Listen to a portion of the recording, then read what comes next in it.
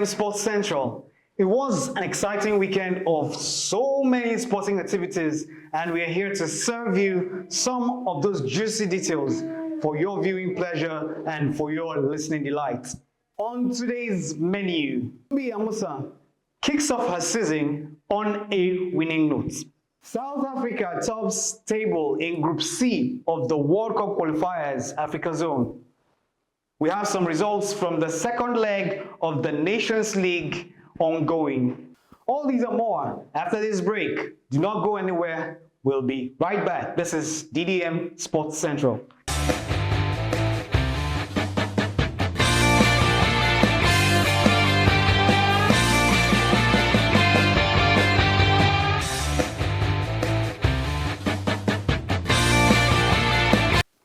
Welcome back.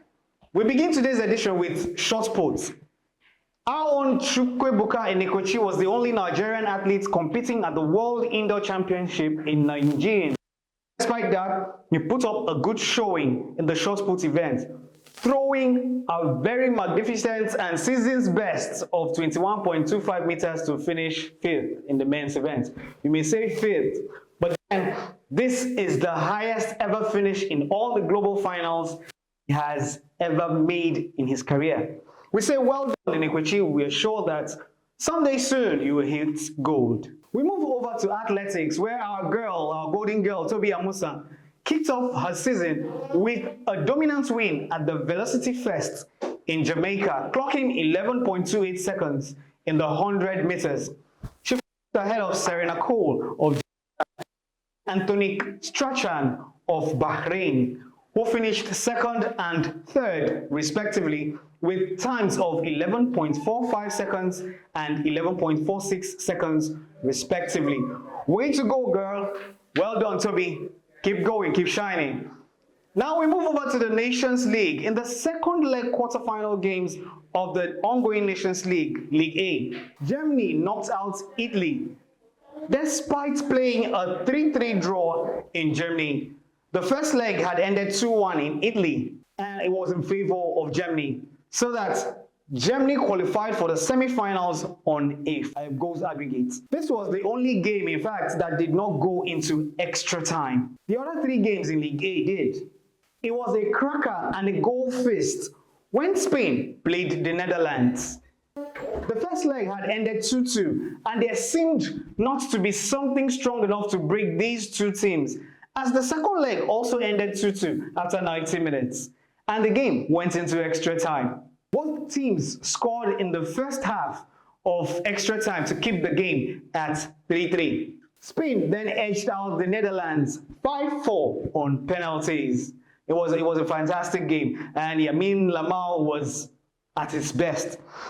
France eliminated Croatia on penalties as well. The French team did well to cancel the 2-0 deficit they suffered in the first leg. The second leg game ended 2-0 after 90 minutes and extra time. The game went into penalties, and France carried the day and qualified for the semi-finals by defeating Croatia 5-4 on penalties. Portugal also shook off the shock from the first leg 1 in the hands of Denmark by knocking out Denmark in extra time after full time had ended 3-2 in favor of Portugal, tying the game at 3-all. But the Seleção of Portugal scored 2 goals in extra time to defeat Denmark 5-2 on aggregate. Other results from other leagues in the ongoing Nations League. Germany eliminated Armenia 9-1 on aggregate after hammering them 6-1 in the second leg in Georgia. Slovenia edged out Slovakia 1-0 on aggregate after the second leg ended 1-0 in favor of Slovenia. Surprisingly for me, Kosovo eliminated Iceland 5-2 on aggregate after inflicting a 3-1 defeat on Iceland in their backyard. Ireland, on their own, did a fantastic job by eliminating Bulgaria 4-2 on aggregate after beating Bulgaria 2-1 at home in the second leg. Serbia did not spare Austria as they beat Austria, beating the Austrians 2-0 at home. Scotland were unable to scale through as they at home and lost 1-3 on aggregates to the semi-finals will come up on the 4th and 5th of June 2025. Move over to the World Cup qualifiers Africa zone. The Super Eagles were in a great form, although there are arguments that they were not fantastic, but I feel they did very well because if you as we say in local parlance, they put body for ball. They humbled the Amavubis of Rwanda 2-0 before their Rwandan fans right there in Kigali. The Rwandans, who turned out in their numbers to cheer their team, roared their team on from the blast of the whistle.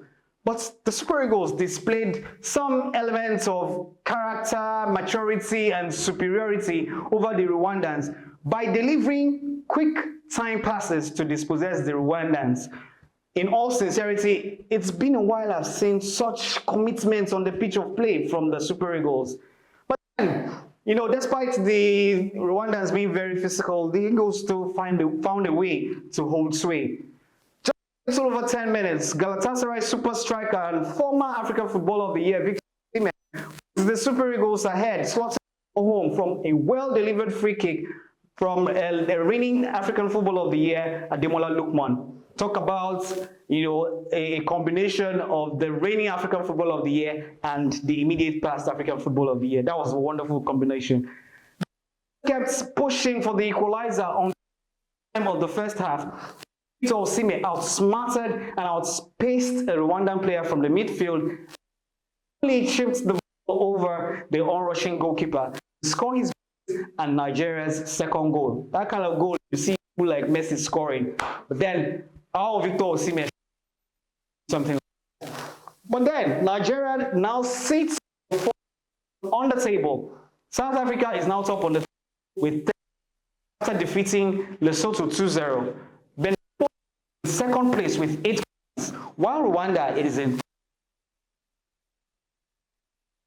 other World Cup qualifying game. Gabon on Seychelles and they defeated them to nothing.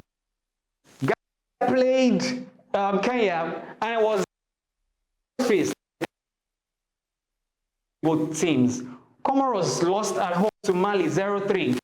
Liberia is still struggling with their football. They lost at home. Surprisingly, Cameroon failed to beat a 0-0 scoreline in the backyard of Eswatini. To Madagascar. It beat Uganda. Malawi lost 0-1 at home to Namibia. Zimbabwe and Benin Republic played a 2-2 draw. We actually brought you that report in the previous edition. Guinea Bissau 3-1. Libya and now we move over to the Flamingos.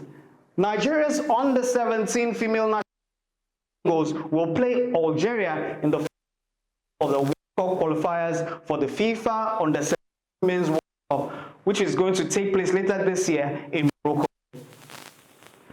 Africa this time around will have 5 nations at the World Cup. So the other games that we have in the final round of the qualifiers for FIFA Women's World Cup Africa Zone are Zambia will take with Benin Republic, Cameroon will host Kenya, Ivory Coast will take on Guinea. And we wish the Flamingos all the best, as we hope that this time around we will be able to give out the best Under-17 World Cup later on in Morocco this year. And with that, we have come to the end of today's edition of Sports Central. We hope you enjoyed all that to your doorstep for your viewing pleasure and your listening delight.